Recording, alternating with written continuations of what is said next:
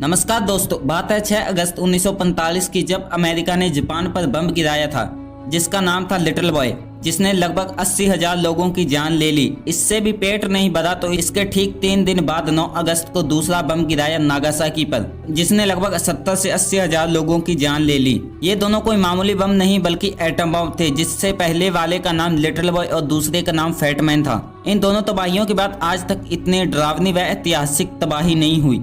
इस घटना के बाद इन बम पर रोक लगा दी गई, कोई भी देश इसे यूज नहीं करता। ये घटना 77 साल पहले हुई थी, लेकिन ये एक ऐसी घटना थी जो भुलाए नहीं भूलती। इस घटना के बाद ही एशिया में द्वितीय विश्व युद्ध का खात्मा हुआ था। जापानी सेनाओं ने पीछे हटना शुरू कर दिया था। लगभग एक हफ्ते के बाद ही जापान ने पूरी दुनिया के सामने सरेंडर कर दिया था। आखिर 6 अगस्त को क्या हो रहा था?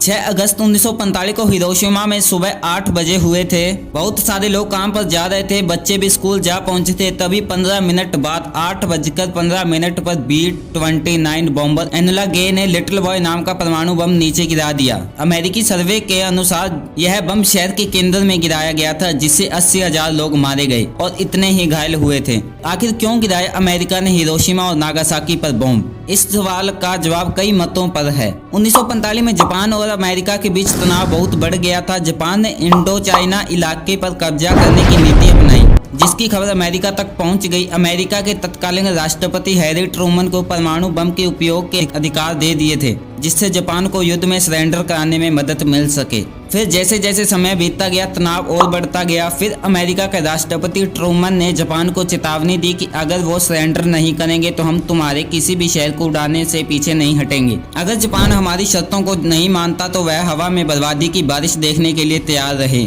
फिर वही हुआ जो नहीं होना था। उन हालातों में जापान ने अमेरिका की चेतावनी को ठुकरा दिया और आगे बढ़ता रहा। जापान का ये हाल देखकर अमेरिका ने जापान पर बम गिराने का फैसला लिया। फिर 6 अगस्त को हिरोशिमा और 9 अगस्त को नागासाकी पर परमाणु बम गिरा दिया, जिससे जापान के 1.5 लाख लोग मारे गए।